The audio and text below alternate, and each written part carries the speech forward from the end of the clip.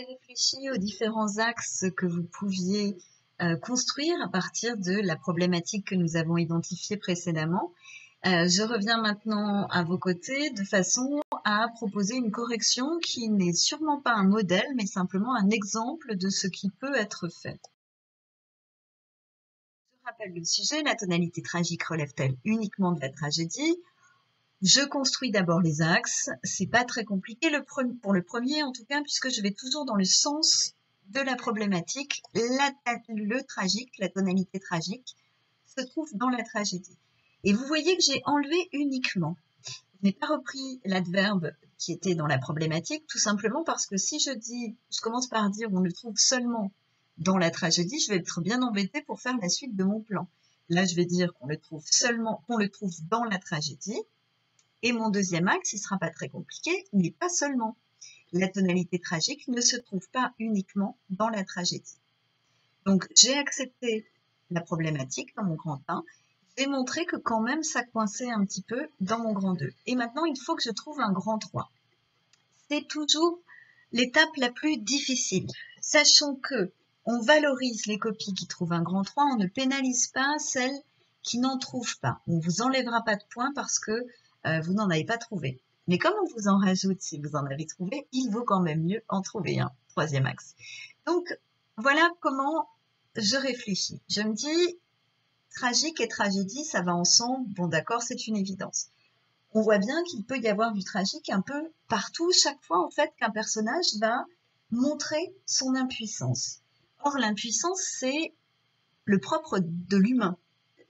Je me dis que l'impuissance, c'est ce qui va me distinguer du petit chat ou du petit chien qui comprend bien qu'il n'y arrive pas, mais qui n'a pas de désespoir à ça.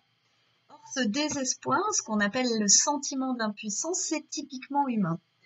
Donc, je fais un grand 3 qui va dire, en fait, on va trouver du tragique, la tonalité tragique, partout où l'on veut explorer ce qui fait l'homme, ce qu'est un homme, dans toutes les œuvres qui vont vouloir construire des personnages et leur donner une véritable humanité. Maintenant, pour aller un petit peu plus loin, je vais essayer de remplir mes axes. Alors, ce que je vous propose, c'est que pour ceux qui en ont envie, vous arrêtez là la vidéo, vous essayez de réfléchir de votre côté, et puis vous revenez ensuite une fois que vous avez trouvé quelque chose. Quant à moi, je continue. Donc, la tonalité tragique se trouve dans la tragédie, et je le prouve.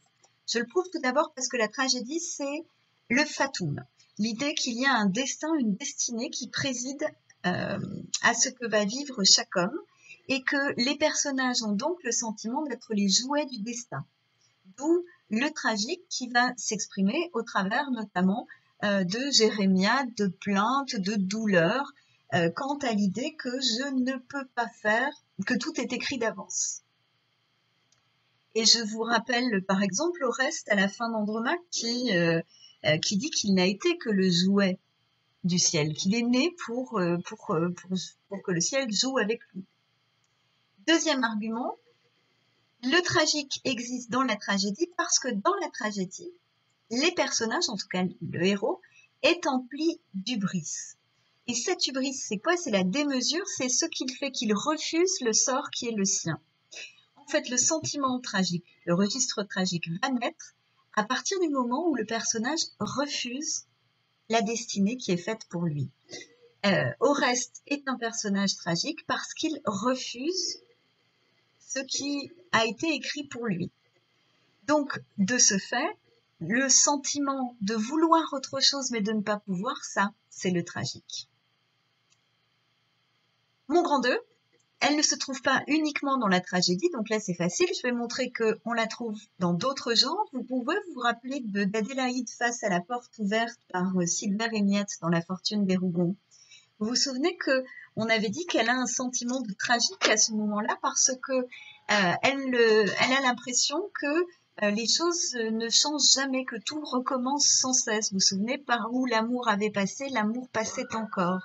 Et c'est bien ça le sentiment du tragique. Elle a beau murer la porte, ça recommence quand même parce que cela devait recommencer. Deuxième argument, en fait on va trouver du tragique chaque fois qu'un personnage exprime un sentiment d'impuissance. Et cela va concerner y compris des œuvres drôles. Dès qu'un personnage aura le sentiment de vouloir quelque chose, de ne pas le pouvoir le faire pour des raisons qui le dépassent, c'est le sentiment d'impuissance, c'est le tragique. Et mon grand 3, le tragique se trouve donc partout où l'on veut explorer ce qui fait l'homme. J'explique tout d'abord, le sentiment d'impuissance, c'est la conscience de ce que l'on ne peut rien. Et cette conscience, elle est proprement humaine parce qu'elle renvoie en dernier recours à l'idée de la mort, c'est-à-dire qu'on a tous quelque chose de semblable qui nous pend au nez, et c'est la mort. C'est une mort dont on ne veut pas, et c'est une mort à laquelle on ne peut pas échapper. Et le sentiment du tragique, c'est ce sentiment de ne pas pouvoir échapper à cela. Ça ne veut pas dire qu'on est toujours dans le tragique, il y a des tas de moments où on oublie qu'on va mourir, mais ça veut dire que chaque homme est capable de tragique, et ça veut dire aussi qu'il n'y a que l'homme qui est capable de tragique. Les animaux, puisque il y a question d'eux, puisqu'on parle de mort, les animaux n'ont pas le sentiment, n'ont pas la conscience de leur propre mort. L'animal qui est en train de mourir a mal, mais l'animal, le bébé chien, il ne sait pas qu'il va mourir. Le petit humain, à 15 ans, il sait déjà qu'il va mourir un jour, et même bien avant 15 ans. Deuxième argument, chaque fois qu'une œuvre va vouloir construire un personnage en lui donnant une humanité, en le rendant véritablement humain, donc construire des personnages qu'on appelle complexes, qui ne sont pas constitués que d'un trait de caractère,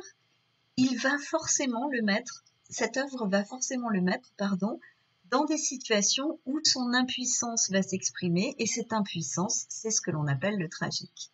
D'où il y a du tragique dans la tragédie, mais aussi dans bien d'autres œuvres. Nous en avons fini pour aujourd'hui. C'était difficile le troisième axe. Il manie des notions, des concepts qui ne sont pas simples. S'il y a la moindre question, vous n'hésitez évidemment pas dans les commentaires du blog, sur Snapchat ou bien par mail, peu importe. Je suis évidemment prête à répondre, jamais dans la seconde, mais je réponds. Je finis toujours par répondre. Nous en avons fini pour aujourd'hui et nous en avons donc fini pour cette semaine. Donc, il me reste à vous souhaiter un très bon week-end, à vous féliciter encore une fois de l'application, de la constance qui est la vôtre et de la façon dont vous parvenez à garder un rythme qui, l'air de rien, vous permet d'avancer en cours et aussi vous permet de garder un semblant de vie structurée dans une période où rien n'est très structuré. Et après toutes ces félicitations, je vous souhaite un excellent week-end et je vous dis à lundi, 9 h, devant le blog.